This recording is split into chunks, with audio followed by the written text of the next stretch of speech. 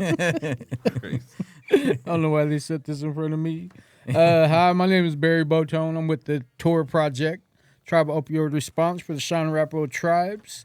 And we're here back with episode number 6, right? Yep, episode number 6. We have a special guest, somebody we've been trying to bring on for, a little while. Luckily, his schedule allowed it for today. So, we're very glad to have you. I just want to go around the room and introduce yourselves. All right. My name is Domingo Whiteman. I'm with the TOR Project. I'm Prevention and Admin Assistant. I'm Cheyenne in Arapaho. My name is Jay Mule. I'm with the Comanche Nation Prevention and Recovery.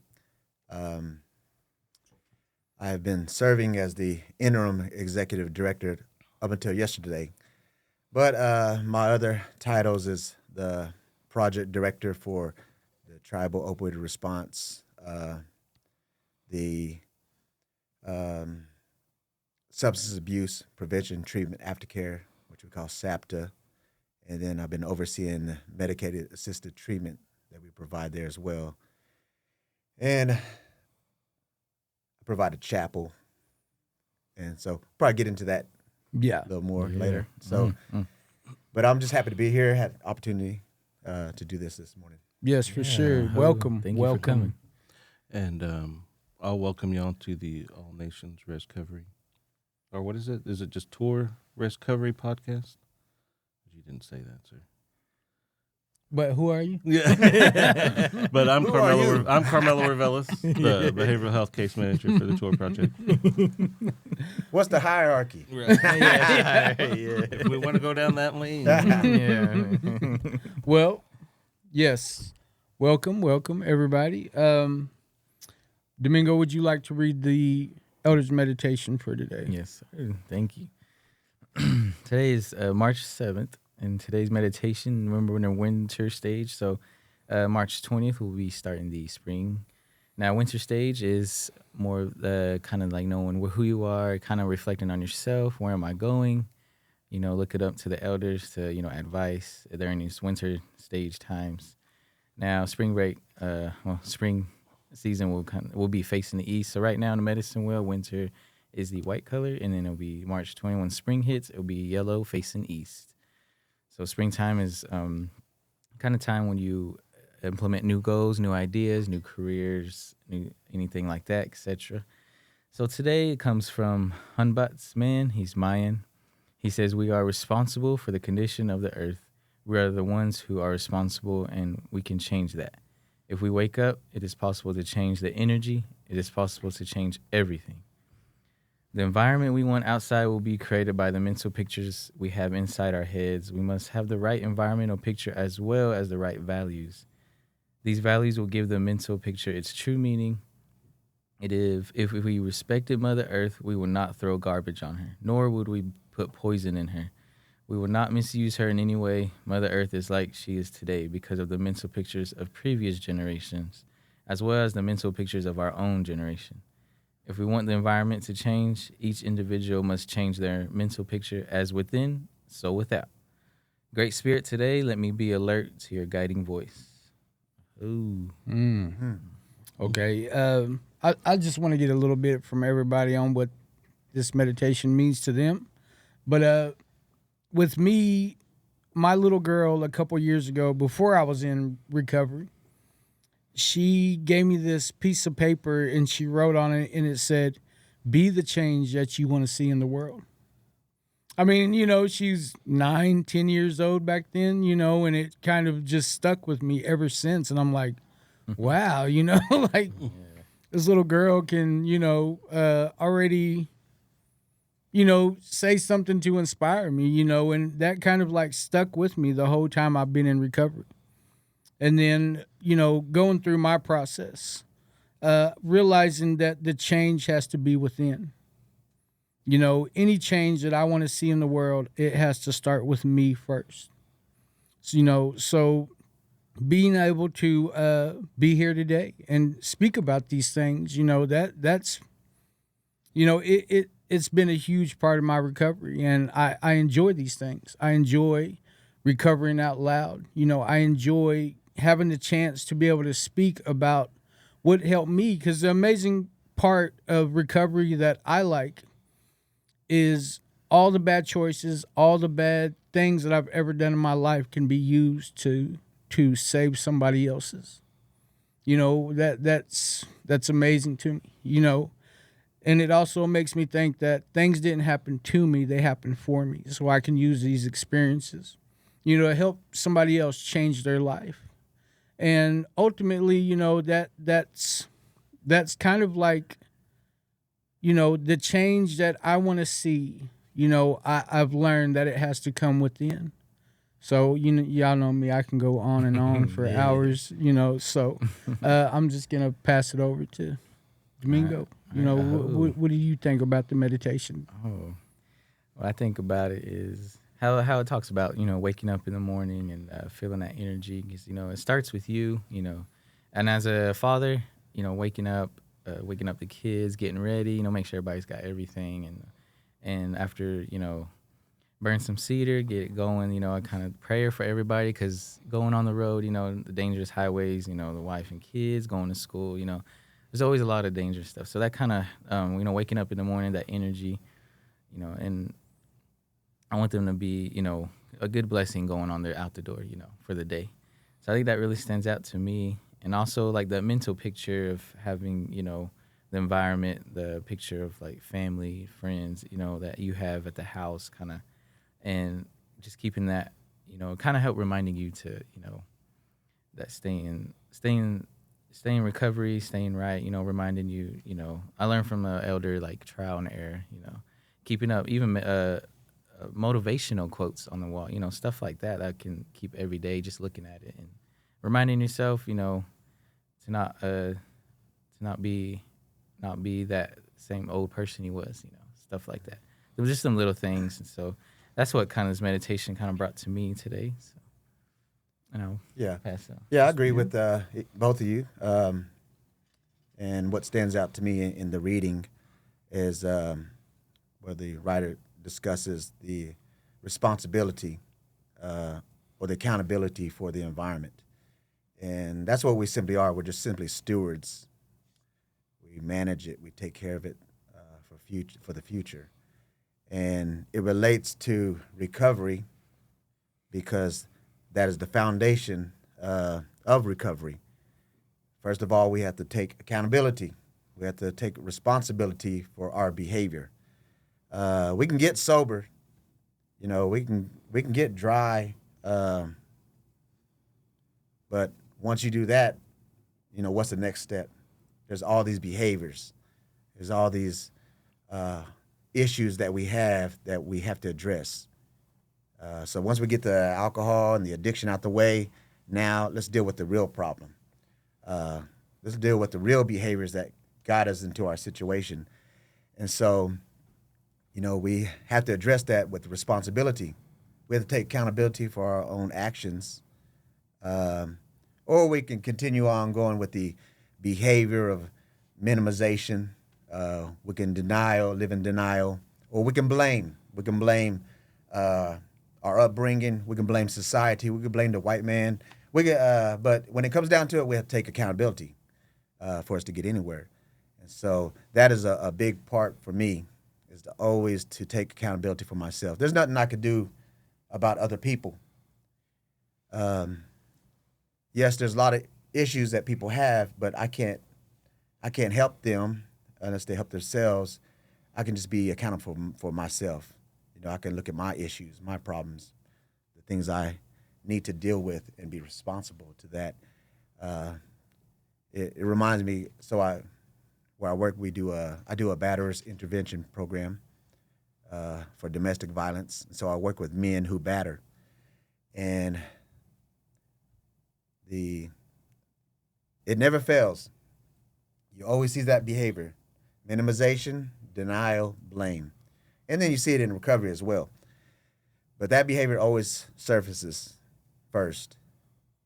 They'll say, "Oh, what about her?" And, maybe they have a legitimate argument. Maybe it's true. But there's nothing we can do about other people. Hopefully they're getting well themselves. Mm-hmm. But all we can do is about our own actions, our own behaviors.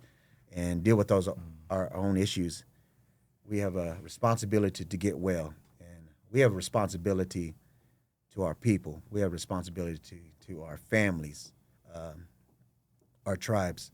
And so I really appreciate the meditation, because that's been kind of weighing on my mind quite a bit about accountability and responsibility.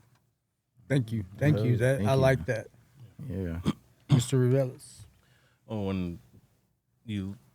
when I was reading and listening to Domingo and him this morning, it's like when you think about the environment and you think about Mother Earth, we as Native people, we've always had that connection to Mother Earth, and it talks about taking care of it, making sure that we always talk about that connection that you have to have, not just with your relationships, but just with yourself, and that's how you can overcome your addiction.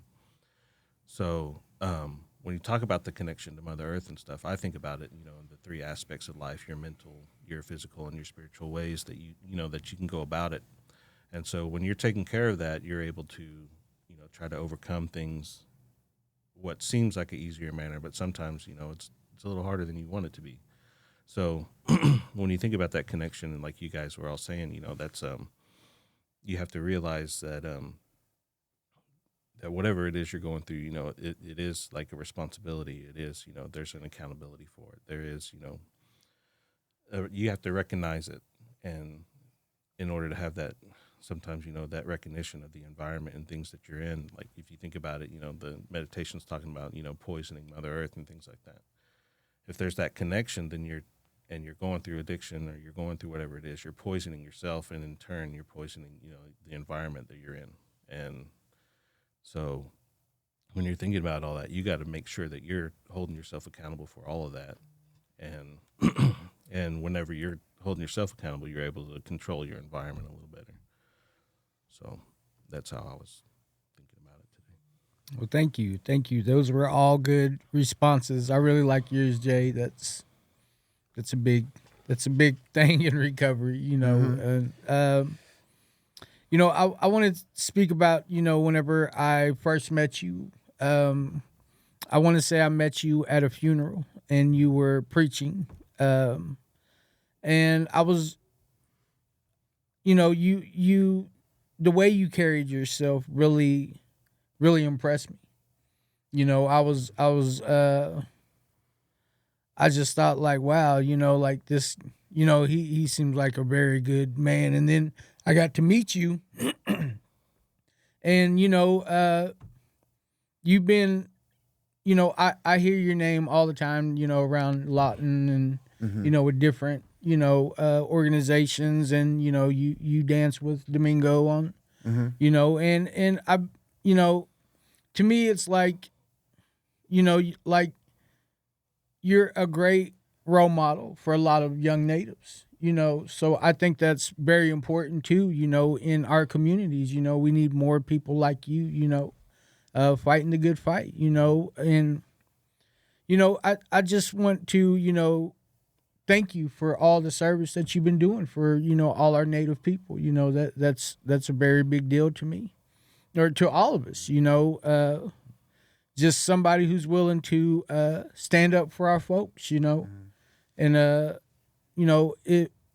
just want you to like go into, your story and your, what brought you, to this field. Yes.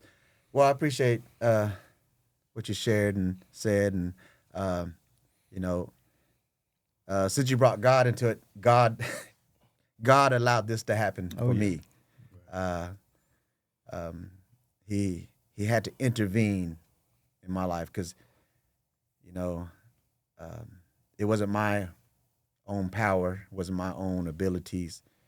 Before I was headed nowhere, before I wasn't doing anything, I had no ambitions, no desires. I was just a troubled young man, like many of these troubled young people out there today, trying to find a place, trying to exist, And it began even from a young age. Even as a kid, I was confused. I was shy. I had a learning disability. I had as I got older, got into my addictions, got into a lot of trouble, sent off, juvenile detentions, rehabs, all types of problems. You know, very, very depressed, hopeless, discouraged all the time. You know, thought about suicide. Thought that maybe that's the way out of these problems, the way out of these troubles. And then, you know, I never had the courage to take my own life. I attempted maybe twice, didn't have the courage to go through with it. So I thought, well, if I live recklessly, maybe it will happen that way. And so live very recklessly, and in the process, almost completely ruined my own life and hurt a lot of people. And so that's what happens, when we're in our addictions. We're caught up in it. It doesn't just affect us; it affects everyone around us, affects our families, our loved ones, affects the community, affects society. And I didn't see the bigger picture like that. I thought it was just me. But until I hit rock bottom, and that's what it takes for people, addicts. That's what it takes. I don't know if that's the issue for everybody, but I know that's the issue for me. It takes almost losing everything for me to finally, okay, God, I'll hear you. It takes, me to fall deep into my problems, deep into my troubles, where I'm finally humbled and finally say, okay, God, you're the only way out. You're the only way to deal with this. Everybody else is abandoned. They gave up. They quit on me, left, whatever it is. God, you're the only one there. And so, it's all God that, actually brings us to this point. And so I'm grateful for you men, what you're doing. You're here, we see you laboring, getting this message out there. And that's what I feel like I'm called to do. We have the same message. Of course, we're bringing awareness to the issues, but we're real aware of the addictions. We're aware of the problems. We're aware of the abuse. We're aware of the fentanyl issues and methamphetamines and alcoholism. We're greatly aware of it, but most people are not aware that there's a message of hope. Yeah. There's a message of sobriety, that there's a way out. And I could not see that, in my addiction. I thought there's no way out of this.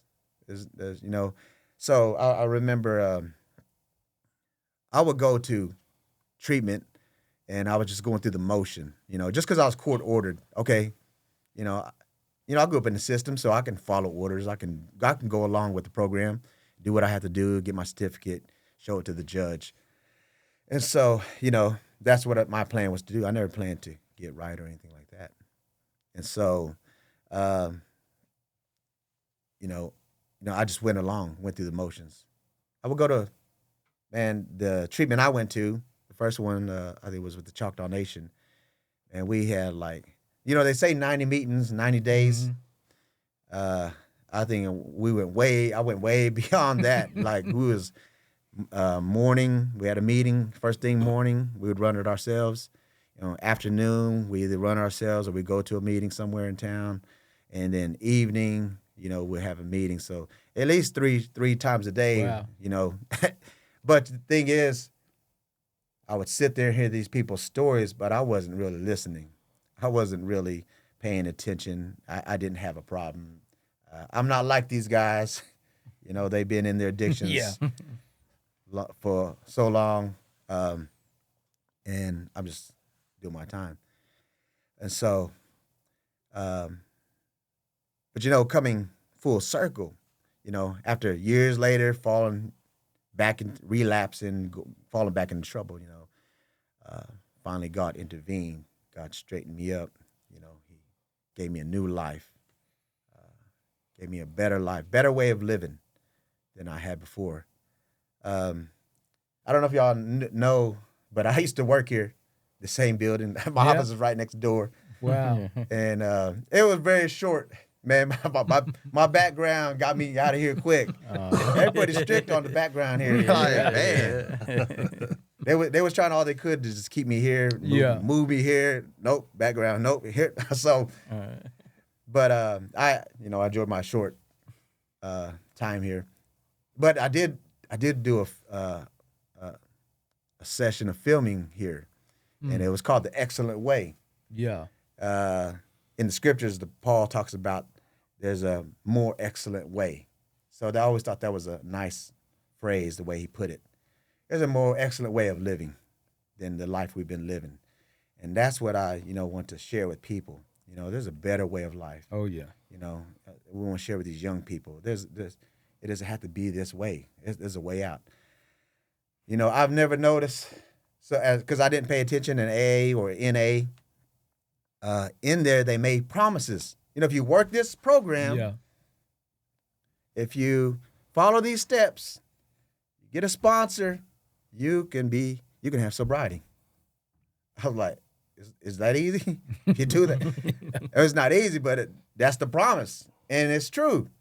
Work a program, have a plan, live it out, have a sponsor. Do what you have to do every single day, because this is something we do every day. Oh, yeah. Recovery. And so we have to focus on ourselves. We have to always evaluate ourselves. Where am I at right now? And so a long answer to your question, how did you get here? That's how I got here. God intervened. It wasn't my choice. And so I know he must have intervened in your lives, that you're here today. And I'm so encouraged that you're out there doing great things, sharing, getting these information out to the people, getting these life-saving harm reduction kits out there, because, I don't think people understand. People are not familiar with what we do, especially considering like the harm reduction. People disagree with it, because they don't understand what we're trying to do is keep people alive until they can find a way out. Yeah. That's all we're trying to do, is just keep you alive. And so I'm all for that, because this is a life and death what we do. Mm-hmm. And that has never been more impressed upon me. I knew that from my life personally, but when I started working at Comanche Nation Prevention Recovery, we have an inpatient facility and we have an outpatient facility. And so when I first got there, I was working with inpatient, and man, I got close with those men. We have 13 beds, 13 men, all incarcerated, come out of the prisons. And, a lot of them today are still sober. A lot of them are co-workers there at Comanche Nation Prevention Recovery. And so, but during that time, a few made a choice to leave. Mm. Some of them thought, okay, well, I got it from here. I'm good. Or they're not working on themselves, or they cause problems in the program. So we have to make a difficult decision to let them go. Oh, yeah. Until you're ready to come back, until you're ready to, fully devote yourself to this program, we're waiting. And, when people leave, it's deadly. And, I had many clients, didn't make it. It's life or death what we do. So, I'm grateful when there's a movement. That's what I felt when I got to Comanche Nation Prevention Recovery. Mm-hmm. I felt like this is a movement. Yeah. Man. And I want to be all in with this. I've always done recovery, just through the church. I did 12 steps, a 12-step program.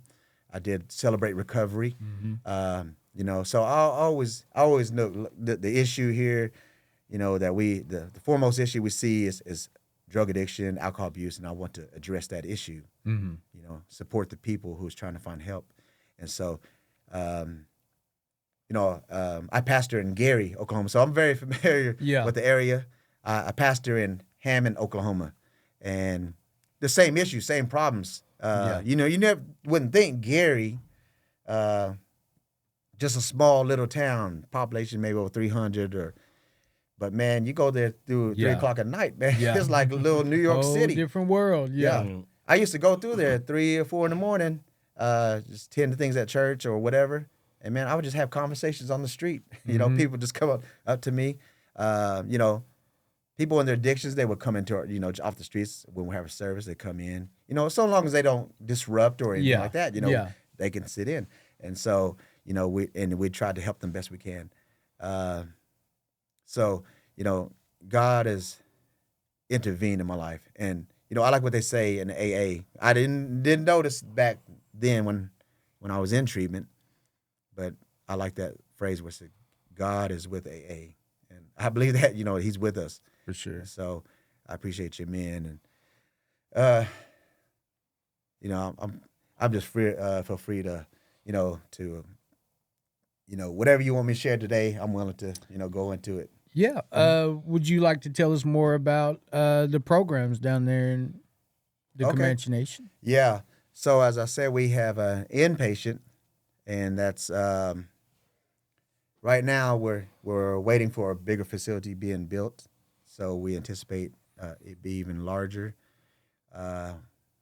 We began with the men's facility, 13 beds, right, and during that time, a few years later, we started the women's facilities, and which may hold about 4 or 5, and so we anticipate the growth of that.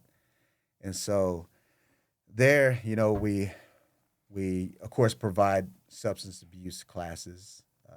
I facilitate groups at before I went into the grant area. Yeah. I was doing a lot of facilitation, things like that. I do a chapel service, weekly chapel service for them. If they need parenting classes, we offer parenting classes.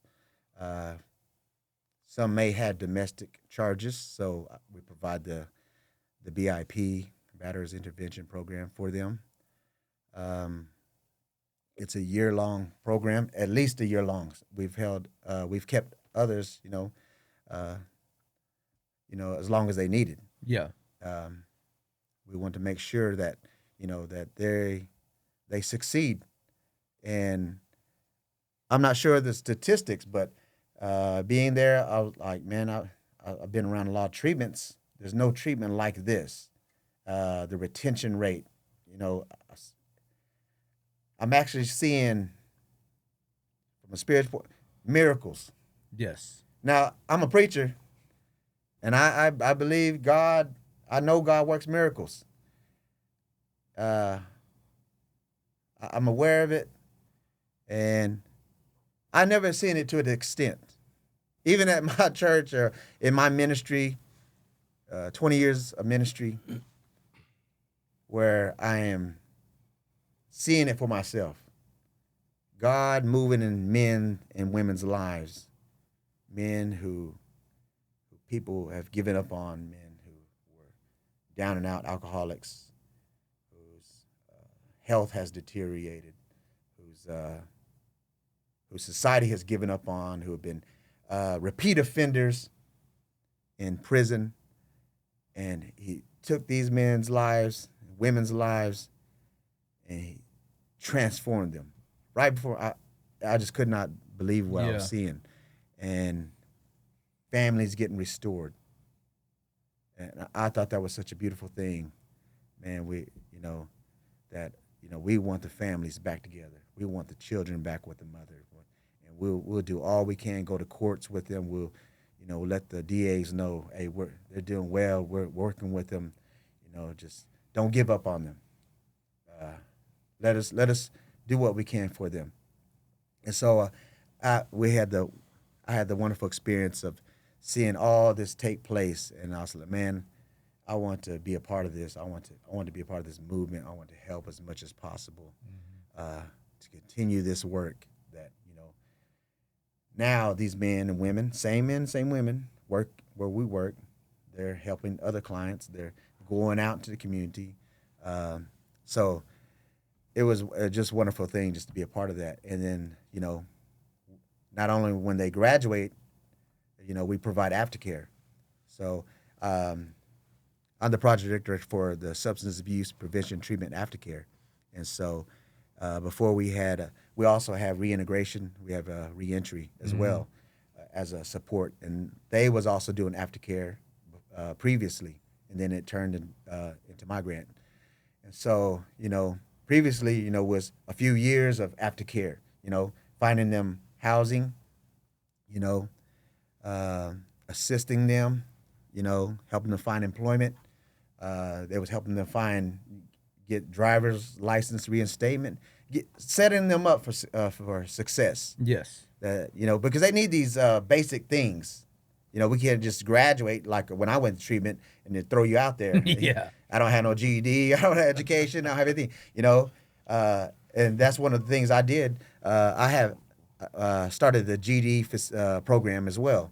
Cool. And so, and we was happy to see results from that and see young men get the GED, even a young man go to college, or start working permanent with the tribe, have this basic foundation to survive, to make it.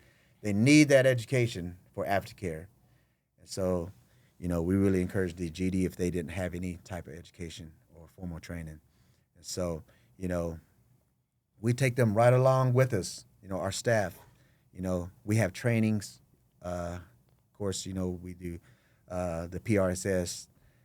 They become PRSS while they're there. They begin at a certain point. They start facilitating, and they start helping as well. So all those things, is within our inpatient. And so I think because of a lot of resources, a lot of time, a lot of finances are pumped into that, we're seeing a lot of results. And so, I encourage all these tribes, man, put a focus on this, man. You'll see the dividends. You'll see your community impacted. And that's what it is. For me, my focus in ministry is to work with men because I believe, a lot of the conditions that we're in is because the men are absent. The men are absent in the home. Yeah. Men are absent in the community. Men are absent in leadership. Men are absent in the church. And we're seeing the lack of leadership provided, lack of protection, lack of everything that a man has the responsibility to provide is not there, and our people are suffering because of it. Our children are suffering because of it. And so, that's one thing, I wanted to do is to be a model. Okay, I'm not the perfect man, but just follow, follow along. I try not to steer you wrong, okay? So I remember I went there with the attitude, okay, whatever y'all need me to do, I'll do it. I'm here to help the staff. I'm here to help the clients. Whoever it is, I'm whatever we need to do. And they took me for my word. So I found myself out there. We would mow lawns for the elders. Yeah. And hot. Man, we would mow lawn after lawn. Like, man, I went to school for this. Got all the education. But it wasn't, I could have thought like that and pride built up. But no, I was happy to do it. I actually enjoy getting out there doing community service.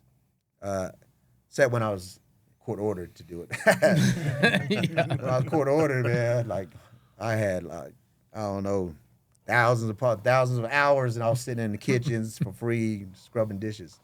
But the community service for recovery, it's a service to the community.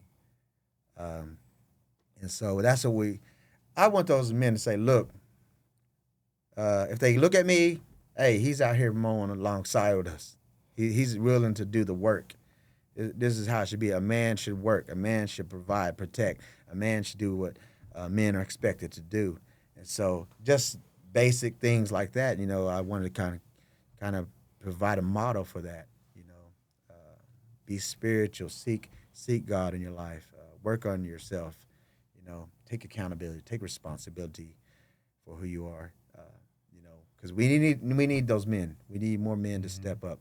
Even in the church, there's lack of pastors, lack of preachers, because men are elsewhere. So, that's my focus. So there in the inpatient, our program is based on culture. You see the slogan, culture is prevention. And we utilize, our culture as a tool for recovery. And so, we provide the materials, instruction to make their own outfits. We teach them to sew. We provide. We have cultural teachers. We have elders that work with our program. They provide the meanings behind it. They provide the lessons. This is the reason why we do these things. This is the reason why we dress this way. So we provide all this information to them, and we get them ready. Because we sponsor powwow after powwow. We sponsor multiple powwows, and they always expect us to be a part of it. They want our men, they want our women to be there to support it, and we gladly do it. So we dress them out, and this, probably up to hundreds of men and women, and so there's a purpose even behind that, because we want to either reintroduce them or introduce them back into the community, back among our people. Mm-hmm. Maybe they once knew at a time and their addiction pulled them away, or maybe they never knew, and we want to know, look, there are places in our community that's healthy for you. There are men and women out there that you need to surround yourself with, that can help you in your recovery. They'll encourage you. And we can find that in the powwow arena. We find that in the circle. We find that at gourd dance. And so we want them exposed to these places, these areas that once they're done here, they're always welcome there. And, they can always be a part. That's who they are. That's their culture. That's their community. And so, we provide that. And I do, certain times I try to do singing class, or not necessarily class. We just get together and sing around the drum. My goal has always been like kind of make a maybe like a drum type of circle. Of course we're there to sing, but then we can stop and just talk about our recovery. Yeah. Talk about what's going on in our lives. Just be a support. And I encourage those men. Maybe you want to start that. Because some of them they really aspire to sing. Some really take to it, and so that's all they do. You hear them drumming, you hear them singing, learning songs, working hard on singing. And so I always want to encourage that. So whatever talents or abilities or interests I see, I really try to encourage them. Whether it's music, I play music for chapel. I play guitar. I try to encourage them. If you do music, sing, play guitar, whatever it is. You need all these things to turn to, utilize as tools for your recovery. For like me, I didn't really work a program, so I struggled. I didn't lean upon AA. I didn't lean upon NA. So I struggled, fell back into my addictions, fell back in jail, city jails, county jails, whatever it may be. But when God took hold of my life, and He really transformed. He really created opportunities that wasn't there. He allowed me to go to college, which I did not have the grades, and so I know it's all God. I know, like, man, there's no way. So I graduated high school somehow. I remember in high school, I wasn't really trying to straighten my life out, but I remember one day, I'm just hanging out, and I go hang out at the Indian Ed counselor's office, and he's like, Jay, you can still graduate high school. And, I never considered graduating. I was just there, existed. I didn't do no work. But I had a habit laying my head. As soon as the teacher starts talking, I just lay my head on the table. And, because I was slobbering, I said, man, get this book. And I opened up the book, and I would slobber in the middle of the crack of that book. And then, so nobody would see it. So when the bell rings, I just slam it shut. I feel sorry for whoever got those books the next year. And so I had a bad habit of sleeping And one time I slept, and I don't know if the class played a trick on me or something, but they didn't wake me up, man. I woke up, man. The whole school was almost shut down. It was dark. It was just the janitor out there. I was like, man, what they left me in here and sleep. And then, you know, I don't know where I was going with that, but hey, see, when you It's a good story. a lot of brain cells have been burnt over the years. That's what happened, man. I'm there with you. So you just move on to the next thing. Yeah. But you know, as for our recovery, you know, we try to introduce them to, you know, all those basic things. You know, we want them to succeed any way that's possible. And so I'm just glad, you know, God moved in my life and allowed me to work with these men and women. Yes, for sure. I had a question like, when do you feel like you surrendered? Like, when do you feel like this addiction thing had the best of you and you knew it was time for change? Like, when did that thought come into play? Like, I think it was more of a process. You know, some people might have overnight, you know, God just changed them. Yeah. You know, and I think it was a process. A lot of, as I said, I'm very stubborn, very prideful, you know, and for me to turn my heart to God, something bad has to happen. Okay, you got my attention now. And so a lot of, you know, bad decisions, a lot of problems, a lot of issues, a lot of trouble in my personal life led up to that. And so, you know, when I was in rehab, I said, you know, I'll start going to church, because there used to be Indian churches. They used to come to our rehab, and they would just take us to service. So I was like, man, I'm gonna go to church just to get away from here. So that was my life, just get there, get away from here. Yeah. And so there was two of them, and then they would take us, and you know, I started enjoying it. You know, I wasn't a church goer or anything, but I started enjoying it, and I expected them to pick me up every week, and they would. They would encourage me. You know, I thought people would judge me. I thought people would look down or be preaching against me. You know, that's why I probably didn't go to church. But you know, they was open arms to me. They was happy. I was there. They was glad to receive me. You know, and you know, it's something I ain't experienced in a while. You know, people didn't want to have nothing to do with me. Yeah. People kind of wrote me off, and so I was glad to be there. And then I experienced that, and started listening to the sermons. Actually, you know, and so I enjoyed what was being shared to me. But I still didn't have no decision to straighten up. Still, like, okay, let me just get through this, and I'll get out of here. And so that process, I think the seed was planted from then. You know, so graduated, and this is where I come full circle. I was actually a client in one of the programs at Comanche Nation. So from there, I went to another program, because it was either that or go to jail. So I went there to Comanche Nation in Lawton, and I thought it was very interesting, because that whole town, you know, not just the native side, but there's a lot of resources for recovery there. I was like, man, there's quite a few opportunities, you know, for NAs, AAs, a lot of people in recovery in that particular area. But still, I wasn't convinced. And, you know, being there, even that was a process, you know, because I got there, and at that time, I'm the youngest guy every time. People been in and out of prison, people 40 years and addictions and stuff like that. So they always encouraged me, because I was young. Man, we're glad you're here, man. We're glad, you know, you keep doing this. And, you know, I would shake my head, yeah.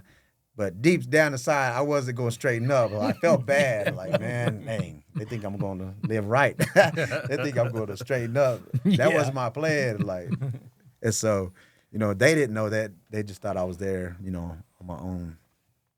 And so, but, you know, as I said, God was moving. You know, the seed has been planted. It was growing. There was a Comanche man named Dink. He was a deacon, local church, I think Comanche Reformed Church near there, and he would come every week. Man, he would share, and he would encourage us. He would pray with us every week. He's faithful to do that. So we would gather around him and listen to him, and one night we was in this just a little bitty room, and he told us his story. How he was a wino. I was like, him? No way. You didn't think? Yeah, man. I wouldn't think that about him. And he was down and out, Skid Row. And he shared that story. And he like, at the end of his story, he was like, "Men," he said, I want to pray for you. He said, I want to pray for you, 2 at a time. He said, I want you to come here. I want to just, pray with each of you. I want you to line up 2 at a time. And so we lined up, and he placed his hand upon us. And me and this older guy, his name's Persian Yago. I remember him, older guy, way older than me, been in his addictions for a long time. Me and him stood side by side. So it was kind of at the end, and he was praying, and I would see these men crying, and I would see them kind of shaking. I was like, man, I didn't want to express anything. I didn't show no emotions. Or anything like that. I was like, okay, so me and him got up there, and then, I was like, all right, hurry and pray. Let me get out of here. And then so he placed his hand on us, man. And he started praying, and as he prayed, man, I don't know what it was. I know what it was. God was in that room. That's all I could. God was in that place, and his presence was there. And he prayed, and I knew it because Persian right next to me, man, he was shaking. And I felt the same thing, but I was trying to contain it. I was trying to hold it. I ain't letting people see me shake and cry around, like, man, but I felt it radiating throughout my body. I was like, oh, man. And I was like, man, hurry up, finish praying. Like, and he prayed, and man, God was he was there. He was there with the down and outs. He was there with the alcoholics, the addicts, and he was there in this place nobody would consider. It was just any boarding school, they used it for a program. And so, man, as soon as he quit praying, we was the last one. So, man, I got out of that room. I was like, man, I gotta get out of here. I left those guys in there. I left the room. I went down to my room, and man, I walked into the room, and I got in there. I shut the door behind me, make sure nobody was coming, nobody was around. And first time in my life, I fell down in the middle of that floor, and I praised God. I thanked God. Never had done that before. Never gave him thanks. Never gave him praise. Never was grateful. Even though I was suicidal, I was depressed, I was an addict, alcoholic.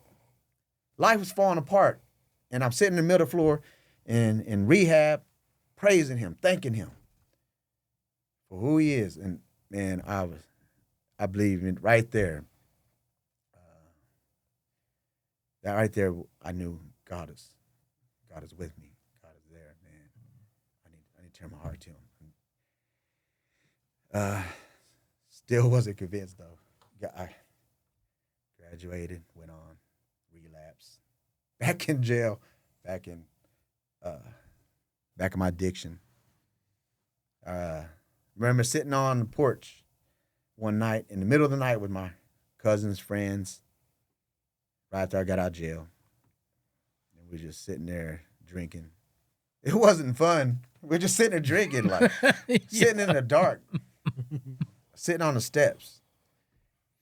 We wasn't having no good conversation. There was no laughing. There was nothing. It was just we all in our own addiction, just sitting drinking together in our miserable condition. And I was sitting there thinking, man, why am why am I coming back to this? It's nothing. Mm. It's nothing for me. And so the thought came, you tried counseling, you tried rehab, once you tried that church you went to when you was a little kid, go back there. And that's what I did, man. I went, found that little church, little bitty. To me, back then, it was a lot of youth and a lot of young adults. Had a pastor, man. It was growing. The people was loving, kind, sincere, encouraging. I felt refuge. I felt shelter. So I enjoyed that. I kept going back. Still in my addictions though, still struggling. And then, but I kept going, doing whatever they was doing. Bible study, recreation, volleyball, whatever it is, just being there. And then I started making small decisions. Okay, let me sober up on Saturday night so I can go to church Sunday morning. Yeah. Little bitty decisions I started making. But come Thanksgiving night, one night I'm there with my cousins and my friends, doing the usual stuff. So on Thanksgiving night, just got through eating, family and stuff like that. But we were all together. And my cousin starts coming at me, like out of nowhere. He's like, how come you going to church? And you're out here with us? He said, don't you know there is no God? He said, don't you know God doesn't exist? He said, there ain't no God. God can't help you. And he was like, look at the way things are. There's no God. He can't help you. And I began to argue with him. Yes, there is a God.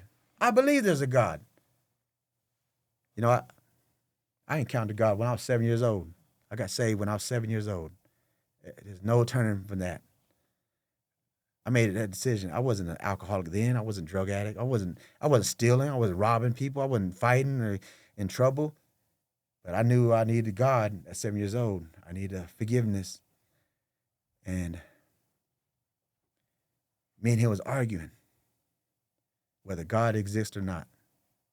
And right there in moment of drunkenness, I don't know if they call it a moment of clarity, but to me, it was even though I was intoxicated, even though I was out of it, man, God was right there. God made me see things the way they really are. He's like, you think you're fighting with your cousin? You think you're arguing with him?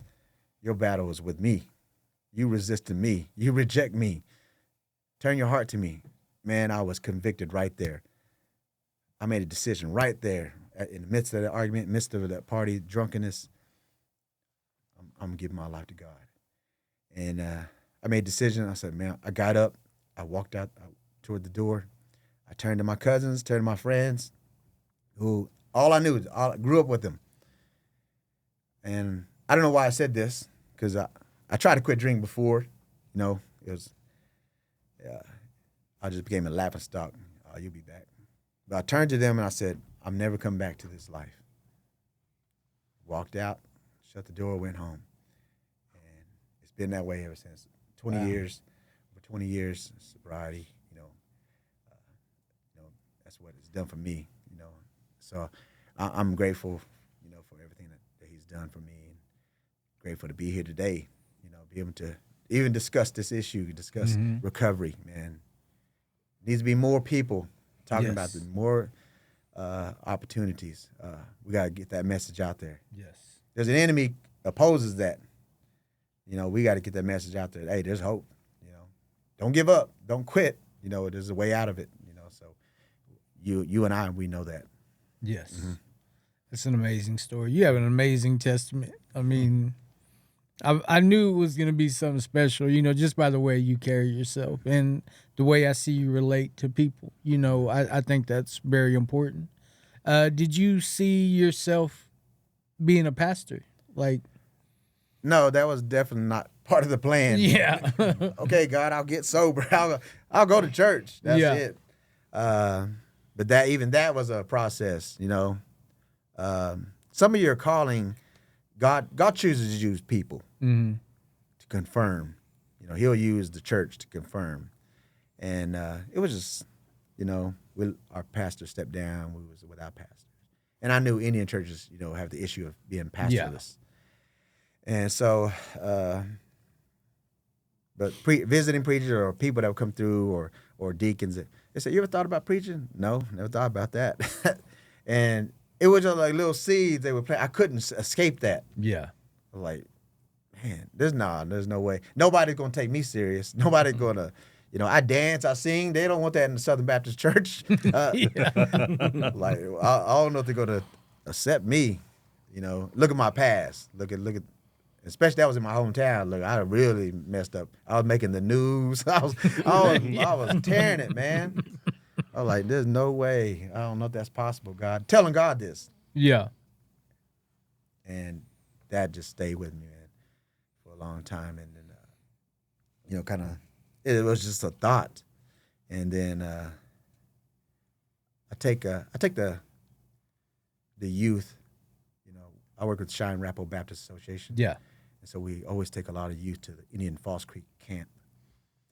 Well, when I started going to church, we was attending that. I enjoyed it. You want to see God's presence. He's always there. Wherever God's people gather, he'll be there. That's why I want Gary youth to go there. I want them to experience God. That's why I want Hammond youth. I want all the youth. Man, you got to experience God.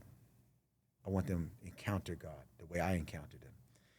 And so we took some troubled young men and women. There's kind of unruly kids and troubled kids, kind of a lot of issues. And so we was really praying for our cabin. God help these young people, speak to them, deal with them. So I remember one night we're there, and it's at the end of the service, they give an invitation, however God's calling you, you come and make a decision. And I'm standing there, and God is moving in that place, man. God is touching hearts and lives, and they're going forward, making all these decisions for the Lord, moving among young people. And so I kind of peeked and opened my eyes. I looked at all our young people, see if any of them has been touched, and any of them is going forward. But they was all still standing there. Man, these kids, bad kids.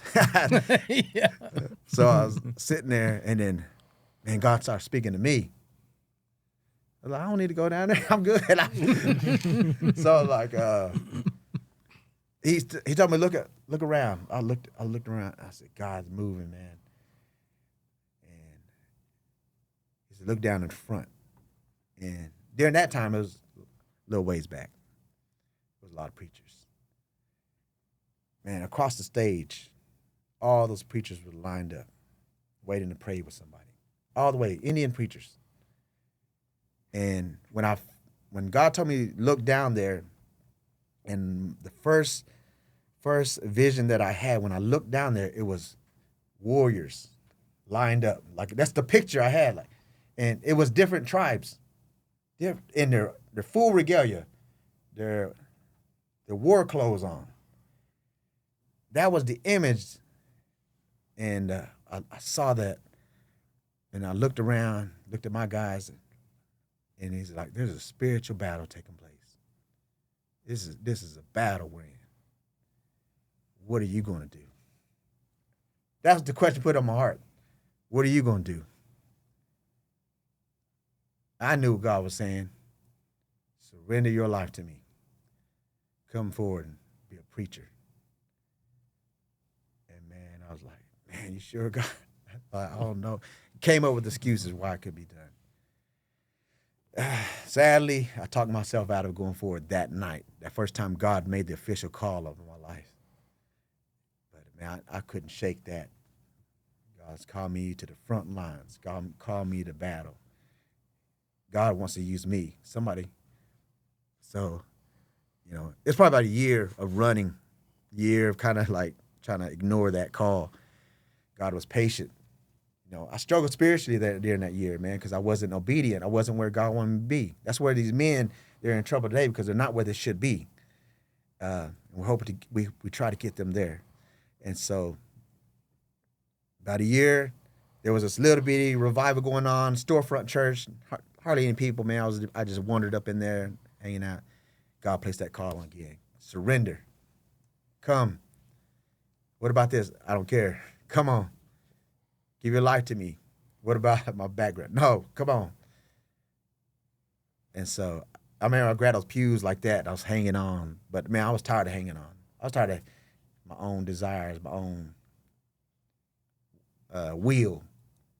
Surrender my will over to God. So I let go. I started being, disobedient. I walked forward. I told that preacher, man, God's been calling me. Called me to preach. And I said to that preacher, I said, tonight I surrender my life to him. I'll go anywhere he wants me to go. I'll do anything he wants me to do. I didn't know it'd be Gary, Oklahoma eventually. I didn't know it'd be Hammond. I was thinking China, Yeah. Africa, Europe. Send me there. Yeah. I'll do it. Fly me out. Give me a ticket. Yeah. Ended up at the village. Yeah. Going through the Ville, man. Yeah. See, one time, man, I enjoyed, man, going through the Ville at Gary. I see one of my kids, he goes to church, rolling down the street. And they had some new bikes for Christmas. Yeah. Then I seen them rolling, no tires on the wheel, just the rim, rolling down the street. Man, where's your wheels at, man? Oh, man, it's been a blessing, man. Out here in Western Oklahoma, man, you don't think God is moving. Yeah. Man, that's why I've been here 6 years in the ministry. I don't get paid for it. I don't get a salary or anything like that. God has provided. God has made the way that I'll be able to exist this long. And, man, he has performed the miraculous. He is moving. And so that's what, that's what motivates me. Keep being where God wants me to be. You'll be happy if you're there. Yeah. You'll be satisfied. You'll be at peace, man. You'll be content. You'll be fulfilled. It may not be what you thought, but if you're where God wants you to be, man, everything's going to be all right. Mm-hmm. I tell my congregation that Gary, every time I come through and I see that city of Gary, I feel good. I feel content. I feel happy. I feel peace because I'm where God wants me to be. And so, that's what we want for men and women. Surrender their will and their lives of the care of God as they understood him. It's powerful. Mm-hmm. Powerful. Very powerful. Mm-hmm. Do y'all have any questions? Got a question? Do I have questions? Yeah. I don't think I have any questions. You actually did. That's really good question. Yeah. I mean, yeah. Surprising. Yeah. You had good questions. Surprising. Well, we really appreciate what you're doing out in these communities. You're a good dude, Jay. For real. I appreciate y'all. Thank you. And your testament, man, it needs to be, more people need to hear this. I related so much to what you were saying, to not, maybe I could apply it to my life. Maybe there's some things that, I'm doubting myself about, that you just, I really like your story. I really appreciate you coming out and, just sitting here with this, like you're saying, that's all God, and, I think it's more than important that we have more Native people, more Native men, like you were saying, trying to get this message out. There is a way out. It is a possibility, and just the way you were saying, for somebody like me to be sitting here, yeah, that's crazy, the way that God's working in our lives. And, I just want to say thank you. Thank you for coming out. Thank you for coming. I appreciate y'all having me. Thank you. Yeah. Thank you. It's a huge deal to us, I always intended to do a podcast myself. I've been planning it for 5 years. Yeah. I got all the lights. I got the mics. I don't have that, but I need that. But I have that a little recording thing that does at least 4. Yeah. And it's all ready. It's ready to go, man. I just never did. I was like, man, wait till I lose some weight, then I'll do it. I don't know. It's not a big deal. But then they call me. I gotta go as I am, I guess. Yeah. Maybe this is what you were needing, because who would have thought we would have ever been sitting here, I know I can ramble on for hours, you know. Well, You I know? think it's like, like he was talking about, we all face like a battle like almost every day, and some of us don't realize that, hey, maybe it is God speaking to us, and some of us run from it. Some of us are listening, and we refuse to listen sometimes. And coming and listening to people that have that spiritual connection and have that relationship with God, sometimes it's just an eye opener. And people like Jay and people that are going to church, and you can hear their testimony, and you can hear the ways that they came through and all the stuff we've been through. And it's like you just said, like there's no way that anybody expected like somebody with like your background. Yeah. Or, and I put myself in that same Yeah. area. I just didn't get caught for all the stuff that I was doing. I mean, because there was tons of stuff that I could have ended up in jail for, but I just didn't get caught for it. Yeah. And that it just reminds me, like there's so much stuff, like, and there's people around here that can look at like us from in the areas that we grew up in, and they know who we are and who we are. I say who we were. Yeah. And the difference that we're trying to make now, but that also helps people. Like I think it helps people like to resonate. Like, hey, this is what our story was, but this is what we're trying to do now, and it helps people to understand things a lot easier, especially people that are in that environment now. And that's why it's great to have people like Jay and people like Barry and me and Mingo are still young in our recovery journey, so. We'll get there, but even our stories are still helping people to understand things in a manner, and it just reminds me, that I go to Falls Creek all the time. I was there whenever you were the camp pastor, hearing your stories about running from the police in the fields and things like that. I was just like, man, I was like, this is the stuff that we're working on, and in those first 2 years that we're trying to accomplish something. It was hard for us to find like a PRSS person to come and work and to be able to share their story. And then we got Cassandra, and things started taking off. And now you're here, and people are wanting to hear these stories. And maybe when you get your podcast set up, we can be some of the first people you invite down to come and talk. I mean, that's, just to help each other out and to know that there's all these connections out there, and all these tribes that are trying to do things. I mean, it just makes it way easier if like we're all working together. Oh yeah. And we're not like, well, we're better than the Comanches or we're better than the Ponkas and things like that. So, that's just, we did get an award, but that doesn't matter. No, I'm just kidding. But yeah, I mean, that's just like I said, it's just your story. It resonates with people, and it's good for people to hear it. And if you're using that to help other people, it really, it just makes the stories and makes the journey easier for people. So. Yeah, that's, like I always say, using my past to help somebody else out, like that's crazy to me. Who would have known that me going to prison at 16 would have, helped somebody? Yeah, it is because every job I've ever gotten is because of my past. It's weird. Like, it's not because I got a master's degree or anything like that. It's school. You don't want to hear what I say about it. Well, he was talking about background checks. I was like, well, I wonder how Barry even got hired. Hey, maybe they lightened up on that. I'm gonna put my application in. Oh my goodness. Where's the HR at? Still same place. I know. If you would have asked me 2 years ago, what it would have looked like for me today, I mean, this is not even this never even crossed my mind that I would be sitting here today. But like you say, God does, amazing things, and you got to give the Creator all the glory, because I don't feel like I had anything to do with, where I'm at today. If it was up to me, I wouldn't imagine myself sitting here talking on the mic, talking about what I used to do, Yeah. So it's definitely amazing, and I really enjoy this. I really love the work that we do. We I feel like like you were saying about the award.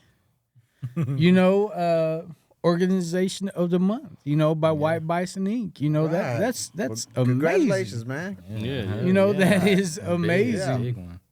You know, and it all comes, you know, full circle for us. You know, you know, from where TOR started, what, 2 years ago?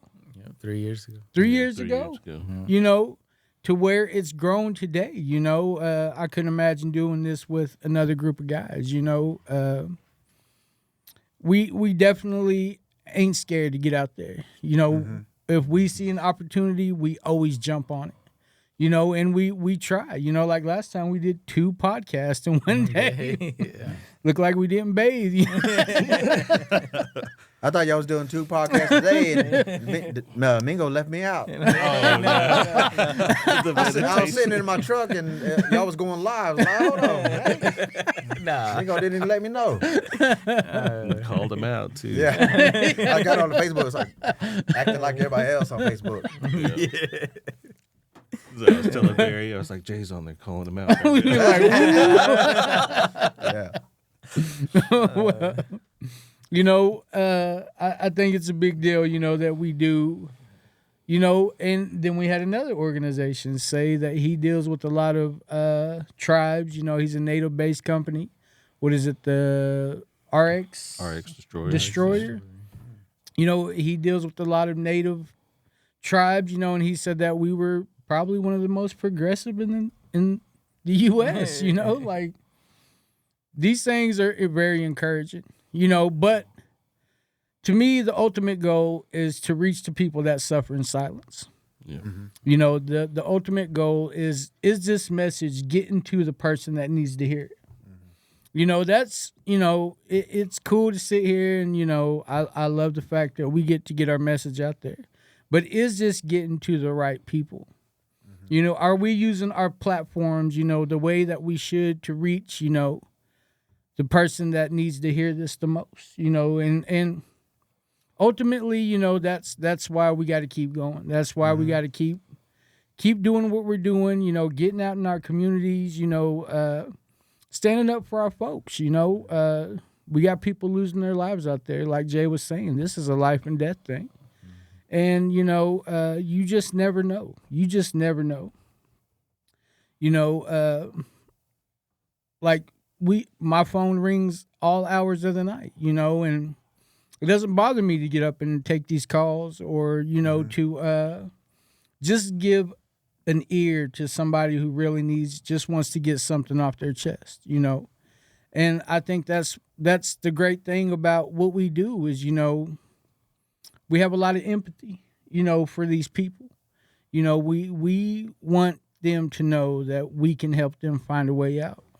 So, you know, the more people that we have like Jay coming on here, you know, he has like a very powerful testament, you know, and I think everybody in recovery needs to hear, you know, what he has to say about where he was, you know, what happened and how we ended up here today. You know, that's powerful. So, would you like to tell them about our safe boxes? Oh, yeah. And I have you tell them about Talk Space? All right. Yeah, don't forget our safe spring break safe boxes. It's now drop form on our Facebook page, and we also have, if you want even specific items, such, you know, like our Narcan HIV kits, just fill out, and you don't have to put your name, be just current residence, put your address in, and we always do college safe boxes too. So any college students that are out there, you know, tribal, non-tribal, just let us know, and we'll send you a box. And then we provide talk space, mental health therapy free for everybody. We say, you know, tribal members, casino employees, tribal employees, you know, anybody 13 and up, make sure you check out that QR code on our Facebook page. Sign up, passwords restored. We can help, I think, up to 1,000 people. Yeah. So, I mean, make us hit that barrier. Make us have to provide for more. You know, that's you know, I think that's kind of one of our goals is like we want to make sure that 1,000 people are signed up and 1,000 people are using that because even employees, you may not be dealing with anything, but just having somebody else to be able to talk to that's outside of your family sometimes is something that's really, really helpful. Yes, mental health. And you know, we partner with 988 on that when mental health therapy is really important. So, we got Beats and Blessings coming up. You want to Yes, talk about that? Beats and Blessings with Brian Frieso. Yeah. You know, what is that? March 28th, March 28th, 5 to 8. 5 to 8 at the Concho. Respect Gym. Yeah. Oh, at the Respect Gym. Okay, Yeah. my bad. And then we got Zumba coming up this month. Okay. So get y'all ready for the Beats and Blessings. Get them steps in. The famous Courtney White Man. Yeah, coming Courtney to- White Man. Okay. Shout out to the wife. She'll be come Mondays at the 1950 South Shepherd in El Reno. So starting at 6 to 7. So do you learn the routines before Before the class? Oh, yeah. No, you be learning it live. Okay. Him and He's Courtney the are the guinea, only ones. the out guinea there. pig. Yeah. He's the guinea pig. You see if this move works. Do you think Barry will be able to do this? Yeah. We gotta turn it up a little bit. Yeah. Okay. Do we have anything else that you would like? Is there anything else that you would like Any to add, announcements? Jay? No, I just want to say I appreciate y'all asking me to be here, and I enjoyed this time with you. I forgot to say all that outpatient does, but that's where a lot of our grants are housed in the outpatient. Okay. So of course we have 2 988s, the youth and the adults, and so we're getting those going pretty good. We have Native Spirit. They deal with suicide prevention, provide counseling, all those things. A lot of these are, free, and for federally recognized tribes. And then a lot of things that we do, substance abuse classes every week, BIP, parenting, all that's provided to the public. Yeah. So even non-natives. So it doesn't matter who comes through the doors. We're going to try to help them, non-native or whatever. We can provide them, point them to resources, help them get their student care, Medicaid, whatever they need to get into treatment. And so we have a lot of capable people who are experienced, and they can point them where they need to go, get the help that they need. So wherever it is, of course we have I Am Indian. They've been around for a while, and they have really impacted the youth. Got a great, wonderful bunch of young people. They really helped us with our annual powwow this past weekend that y'all was able to come to and be part of, man. Great. So we relied greatly on them for the raffles and serving, and they did a wonderful job. And so,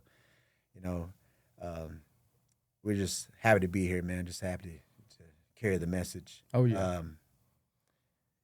I just want to encourage you. You're really being used. You're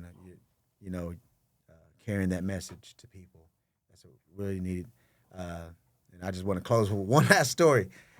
I was getting ready to go preach a revival one morning. So sometimes I got to be alone with God and just kind of go through what I'm going to share. And I'm driving the back roads, and I'm coming around, and I'm sitting there, we're going through what I'm going to share, but I see something at the corner of my eye on the side of the road. It's small. I like, what is that? Is that a box, or is that a animal? What is that? I don't know. I'm not really trying to pay it, but I know something's coming up on the side of the road. So I'm driving, and as I get closer and I pass, a young lady stands up. I'm like, as a person, like, and man, I was like, what? And she's standing there, and she's out of it. Her hair is hanging down her face. Looking off into the distance. She doesn't know what's going on, what's happening. And I didn't want to just drive on, leave her there. So I pulled over, and I went to see if I could help her. And I got close, and man, it seemed like she'd probably been like that for days. It's out in the middle of nowhere. Like, man, I don't want you to find the wrong person out here. Fingernails was long, dirty, everything, man. I don't know if she'd been in those fields or what happened or anything. And so I'm trying to talk to her. She's incoherent. She really can't talk or anything like that. I said, are you okay? Do you need a ride anywhere? And she says, no. And she has, a little bag in her hand. And then And I said, well, can I pray with you? And I prayed with her. And I said, and I could tell she's using things like that. So, and I told her, you could be well. There's a way out. There's hope for you. And I shared the gospel with her, of course, and asked her did she want to receive it. And even though she wasn't really talking at that point, she said yes. So I prayed with her. And I don't know the outcome. I don't know how genuine people's decisions are, sincere, or she understood. And so I said, sure, you don't need a ride. I can give you a ride wherever you need to go. And she said, no. So I was heading toward my truck, and she says, sir, could you give me a ride? And it was almost like she was clear. Her mind was clear all of a sudden. So I gave her a ride to where her destination, and dropped her off. I don't know what become of her. I don't know what happened. I don't know if that was her home or whatever. But I know I carried the message to her that I'm responsible to carry. You're carrying a message. I just encourage you, keep carrying. Keep doing it. And so I'm just grateful to be here today to continue with this message of sobriety and hope for our people. Thank you, Jay. Yeah. Man, that's a good one. I like that. Hopefully we can have you back. I feel like things went really, really good. Or even a morning meditation that Domingo didn't even. Yeah, he didn't. Oh, Left me out on that. Do what you hear. Do y'all offer support groups? Do y'all have talking circles? Or? Yeah, we do sobriety. Okay. We have facilitators there in the inpatient, and they provide sobriety, and they do their own AA groups. And NA Okay. Groups. Yeah. Of course, we utilize the community's AA Oh yeah. organizations and take part in what they do. And we do get out in the community with our grants. So right now we have about 10 grant programs. So we're probably the biggest department in the Comanche Nation. Yeah. So they rely heavily on, with all these events and activities. So the annual powwow is just one of the bigger events that we do. And we share the message of sobriety there. And we have a big New Year's bash, sobriety bash every year. Man, there's thousands of people are able to attend there. We'll feed them, have a good time. I always thought, man, these Indians ain't going to dance. But, man, they got to have a good time without alcohol, without drugs, man. All right. And so it's been successful all these years, and we work very hard on that. And then, of course, we got to carry out on grant deliverables and get out there and provide trainings, SBIRT trainings, audit trainings, assist trainings, all types of training, PRSS trainings. Yeah. And so, we're just happy to do the work and, get that to our people. Well, we appreciate what you do. That's amazing. I hope more tribes are, trying to do, what we're all trying to do. Mm-hmm. And I see, we went down with the Kiowas not too long ago, and it's just like, we're all on the same side. We're all trying to get the same message, the same solutions. And. I think it's powerful. I hope that we can all come together one day and realize that, we all do need each other's support, and, maybe we can help each other out one way or another, and, I know we're more than willing, if y'all ever need help with anything or, if we can help out in any kind of way, we'd be more than willing to, give it a shot, see what we can do. And, if nobody else has anything left to say. I want to say the powwow was a really great event. It was the healing process to see all those guys that were in recovery out there dancing and almost making us look bad. The way they were getting down out there. Yeah, they really love it was awesome. And then if you want to tell people where they can come and hear you preach and yes. So I pastor in Gary, Oklahoma, every Sunday. We have 11 o'clock service, 300 North Broadway, right there on the main road and so you can't miss it. Chief Cornerstone Baptist Church. And then we're starting a new church. There used to be a church in Hammond. It kind of shut down, closed down, so we're trying to get a new one going. And that's going to be called Red Moon Baptist Church, representing the people that are there. Yeah. And so that's a very good group, a lot of young people. And God is really, that's always been on the plans to reach out there, because there's hardly any resources, people there out is. there.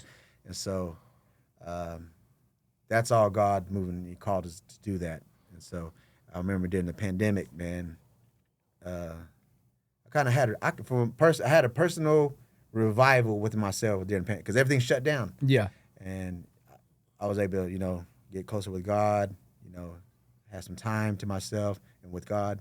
And, he really ignited a fire. I was like, God, if you open the doors of the church again, if you open the back up, society back up, I'll go to Hammond. I'll do it. I'm not worried about resources. I'm not worried about gas, transportation. We'll do it. And, he did, man. And it's been a blessing. So we're getting ready out there. A mission team's coming, and they're going to work with the young people, maybe basketball tournaments. Yeah. We're going to have Easter. So anyone's invited anytime. That's amazing. Cool. Thank you. Thank you for what you do. And we're still trying to, I think we have a powwow coming up. Yep. Benefit dance. Yeah, benefit dance. April 27th. You want to tell more about that? Yes, all Rezcovery and Gory Clan. So it'll be our dance on April 27th. We'll be at Gary ERC, the new Give Miles ERC. So it'll be right there in town, south of town. So don't go to the old one and go to the new one. So it'll be starting 2 o'clock. 2 o'clock Gory dance, and then be supper at 5, and then finish out some Gory and maybe some round dance songs. So He was our head man last year, wasn't he? At our yeah. That's okay. So, yeah. I haven't been to that new ERC building in Gary yet. Pretty Yeah. awesome. Haven't broken no kids' ankles yet. No. I'm playing over there. I'm still on the basketball court. Okay. Is there anything else anybody would like to say before we close out?